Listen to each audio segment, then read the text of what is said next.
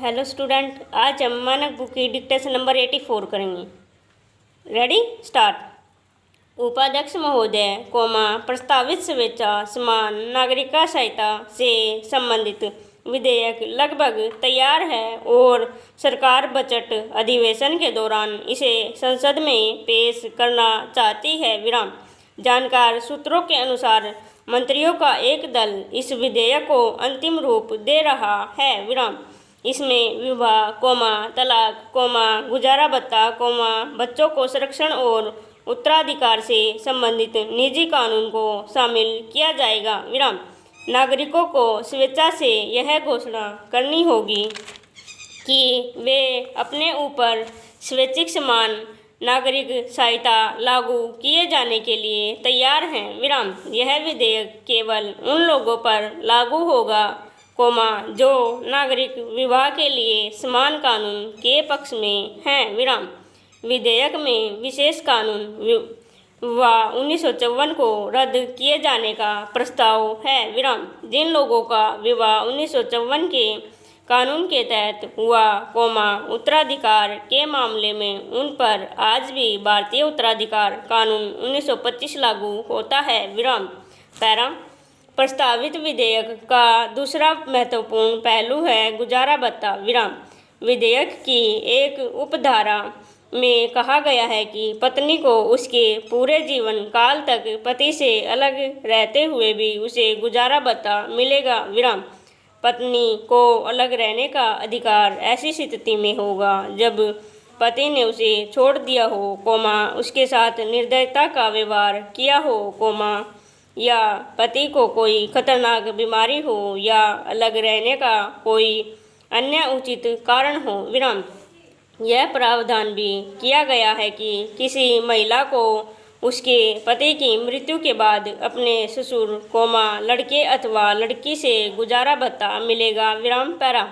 सूत्रों के अनुसार विशेष विवाह कानून 1954 के तहत विवाहों को छोड़कर यह विधेयक लागू होने से पहले और बाद में हुए अन्य किसी भी विवाह को इस विश्लेषण में पंजीकृत किया जा सकता है। विराम।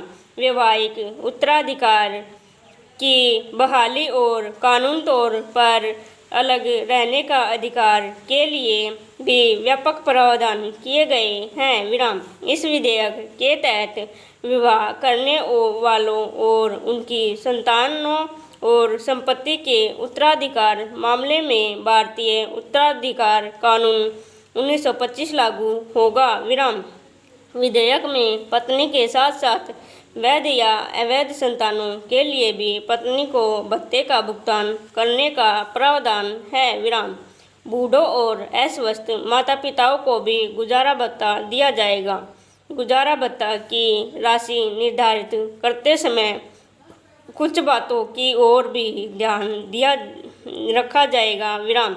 गुजारा भत्तों की भुगतान करने वाले का आर्थिक और सामाजिक स्तर देखना पड़ेगा तथा वह गुजारा भत्ता लेने वाले के लिए उचित दावे के अनुसार होना चाहिए। विराम। पैरा। विधेयक के अनुसार लड़के या अविवाहित लड़की का अभिभावक पिता होगा और उसके बाद माँ होगी। विराम। लेकिन 12 साल से कम उम्र के बच्चे की अभिभावक सामान्यतः माँ होगी। विराम। लेकिन अदालत संपत्ति के मामले में अभिभावक को ऐसा कोई काम करने की इजाज़त नहीं देगी जो उनके नाबालिग बच्चों के हित में नहीं होगा। विराम। अदालत किसी व्यक्ति को किसी नाबालिग का अभिभावक बनाते समय उस नाबालिग के कल्याण का सबसे ज़्यादा ध्यान रखेगी। विराम। पैरा। इस विधेयक के तहत विवाह प्रमाण पुस्तिका में रखी जाएगी और उसमें लिखे बयान दूसरी शादी की स्थिति में साक्षी माने जाएंगे। विराम। इस विधेयक के तहत बनाए जाने वाले कानून में विवाह करने वाले अधिकारी के अधिकार और कर्तव्य निर्धारित किए जाएंगे। विराम। इसमें लिखा होगा कि अधिकारी किस ढंग से पूछताछ और जांच करेंगे, कितनी फीस वसूल की जाएगी, किस प्रकार सार्वजनिक नोटिस दिया जाएगा, इत्यादि इत्यादि। मेरे विचार में यह विधेयक काफ़ी असरदार सिद्ध होगा। विराम। आजकल बहुत से झगड़े स्त्रियों को गुजारा भत्ता देने के संबंध में कई सालों से चलते आ रहे हैं तथा उनका निपटारा नहीं हो रहा। विराम। इस विधेयक के पास होने से तथा नागरिकों द्वारा इसे स्वेच्छा से स्वीकार करने पर तलाकशुदा अथवा पति से अलग रहने वाली महिलाओं को गुजारा भत्ता शीघ्र मिलेगा। विराम। स्टॉप।